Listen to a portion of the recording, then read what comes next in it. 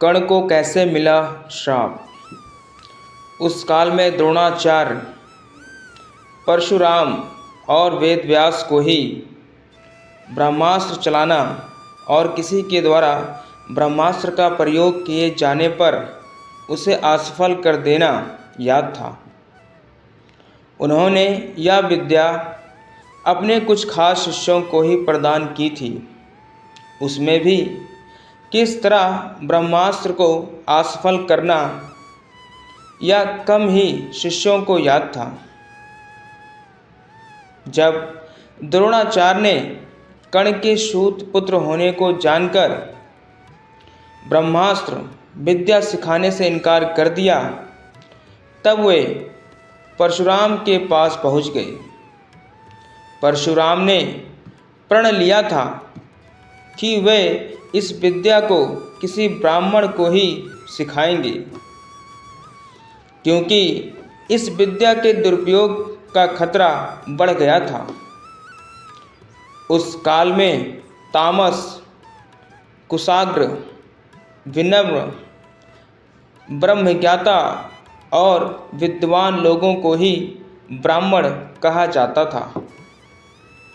कर्ण यह सीखना चाहता था, तो उसने परशुराम के पास पहुंचकर खुद को ब्राह्मण का पुत्र बताया और उनसे यह विद्या सीख ली। परशुराम ने ब्रह्मास्त्र के अलावा कर्ण को अन्य सभी अस्त्र शस्त्रों की शिक्षा दी थी। फिर एक दिन जंगल में कहीं जाते हुए परशुराम जी को थकान महसूस हुई। उन्होंने कर्ण से कहा कि वे थोड़ी देर सोना चाहते हैं। कर्ण ने उनका सिर अपनी गोद में रख लिया। परशुराम गहरी नींद में सो गए। तभी कहीं से एक कीड़ा आया और वह कर्ण की जांघ पर डंक मारने लगा। कर्ण की जांघ पर घाव हो गया, लेकिन परशुराम की नींद खुल जाने के भय से वह चुपचाप बैठा रहा। घाव से खून बहने लगा। बहते खून ने जब परशुराम को छुआ तो उनकी नींद खुल गई। उन्होंने कर्ण से पूछा कि तुमने उस कीड़े को हटाया क्यों नहीं।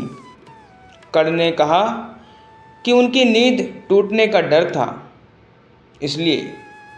परशुराम ने कहा कि किसी ब्राह्मण में इतनी सहनशीलता नहीं हो सकती है। तुम जरूर कोई क्षत्रिय हो, सच सच बताओ। तब कर्ण ने सच बता दिया। क्रोधित परशुराम ने कर्ण को उसी समय श्राप दिया कि तुमने मुझसे जो भी विद्या सीखी है वह झूठ बोलकर सीखी है, इसलिए जब भी तुम्हें इस विद्या की सबसे ज़्यादा आवश्यकता होगी तभी तुम इसे भूल जाओगे। कोई भी दिव्य अस्त्र का उपयोग नहीं कर पाओगे। इसी श्राप के चलते ऐसा दानवीर कर्ण, जो ब्रह्मास्त्र में पारंगत होने के बाद भी अर्जुन के सामने युद्ध में परास्त हो गया। तो ये कथा कैसी लगी कमेंट में ज़रूर बताएं।